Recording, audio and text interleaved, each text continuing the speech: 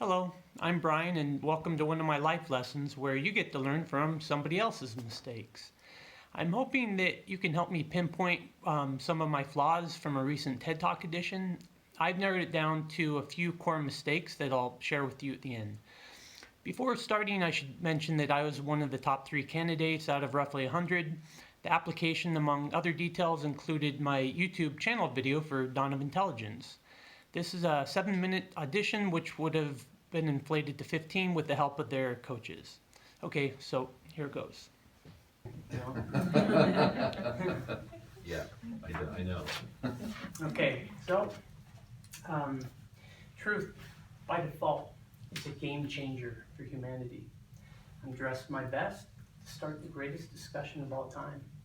It begins with an assertion, which is based upon the truth, quite literally in this context. It starts true, and it stays true, provided the proponents are able to deflect all contradictions within a game of attrition. The intelligence protocol is guaranteed to yield a definitive outcome for every contentious matter, while acknowledging duality. The subject is this: peace on earth within 10 years is not impossible. Now, I know what you're thinking. This is some kind of a Pollyannish delusion, the type that you might hear out of a Rosie valedictorian speech. That would be far from the truth, because this discussion has been fortified in a novel way that lets me stand before you with great confidence against the coming storm. I invite only my harshest critics to debate me one-on-one, and I welcome them to participate too, guided by a framework dubbed the Human Intelligence Protocol Interface. It will run on a distributed database with blockchain technology. It will give us the ability to trust information in a way that has never before been possible. This methodology is destined to supercharge the way that people blog, describe, discredit ideas which are not wrong, or perhaps those which are. Mankind's biggest problem can be described as an inability to intelligently resolve disagreements, something which subverts collaboration. We embrace unintelligence by upholding competition, authority, democracy, rights, and then we marginalize the opposition with great disdain. By embracing and deriving the notion of rights, we give ourselves permission to walk over any mistake that gets in the way, leaving behind a wake of division. You hear people say it all the time: I have the right to. You wish. Believe it or not, there is a silver bullet ready to shatter the shell of our broken world, and I know it's waiting underneath.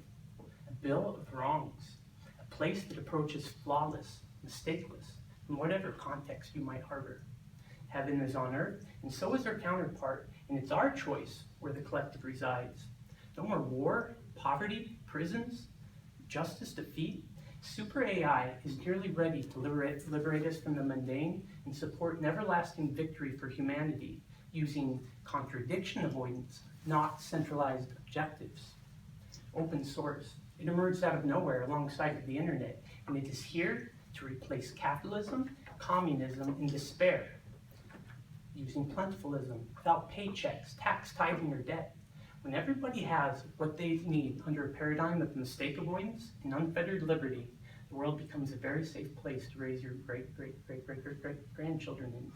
We'll soon have the ability to reverse aging, bring back loved ones from the dead, and pursue exquisite dreams in a universe where anything is possible. If I showed you the way, would you be willing to come? Well, many centuries ago, we believed the Earth sat in the center of it all, and we devised tremendous equations to track the motions of the heavens. Of course, an elegant solution was waiting for a problem that people didn't know they had, and one they didn't want to relinquish. How did we treat those that dared to suggest a better way forward? Please remember that, because I'm going to need your support this time around, and you're going to need mine. I'm about to share with you the key to intelligence.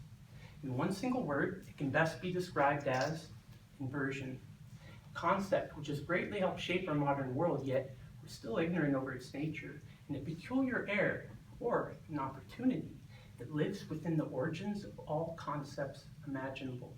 Sometimes it manifests itself as a fence post error, n-1, an extra one, a paradox, mathematical induction, Fermat's little theorem, the discretization error, duality, dark matter, the handshake upon the quantized version of the Pythagorean theorem.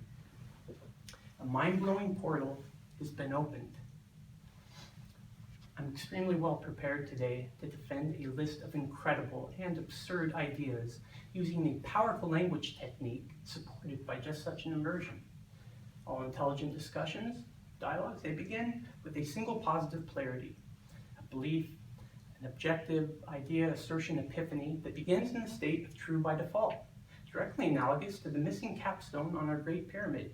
Then we invert into tangible contradictions. Negative, positive, can't because. This does something magical in the mind. Can't because eliminates misunderstandings, it aligns context, and it usually pisses people off. People cannot stand being wrong, and they perform mental gymnastics to avoid the admission of fault, when really, theirs are exactly what we should be looking for.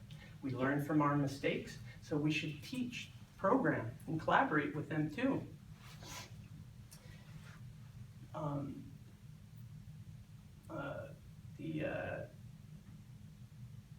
I'm hoping that if I can get others to debate me on a public stage where my opponents can't run away in a huff, or people start using an intelligence protocol, that this information will break through the final wall and proliferate throughout those who are willing to relax their guard. Remember, I really want to start at the top. Peace on Earth within 10 years is not impossible. That being said, I'm going to short circuit the discussion a bit and reveal a glimpse of what I have waiting in my arsenal for its defense. You can't say that we're going to be held back by some historical rate of change, because the internet is our spark of life, not unlike the biomechanical or chemical connections in our brain. Introduce a framework for intelligent discussion, and suddenly everything snaps into place. Nobody can call the discovery of intelligence wishful thinking, because this methodology has already broken the barriers of math, science, and Internet 2.0. In fact, we now have a theory of everything which cannot be contradicted, resolving long-standing paradoxes in physics.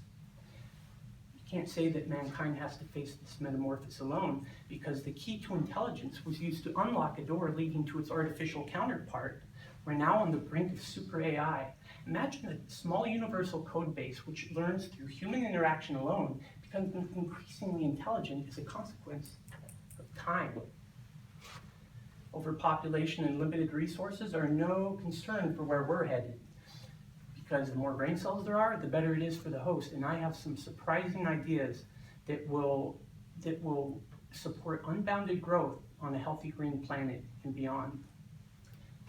Please give me the chance to share, to be challenged, to share this information to people that are smarter than me. And for the naysayers, let me face public humiliation for a noble cause and find out exactly where humanity's shortcoming actually lies.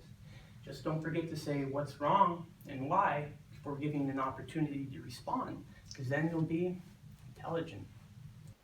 Okay, so I briefly touched on the anatomy of mistakes in my talk. If you want more details, please check out my proof of concept for the Human Intelligence Protocol at hipi.tech.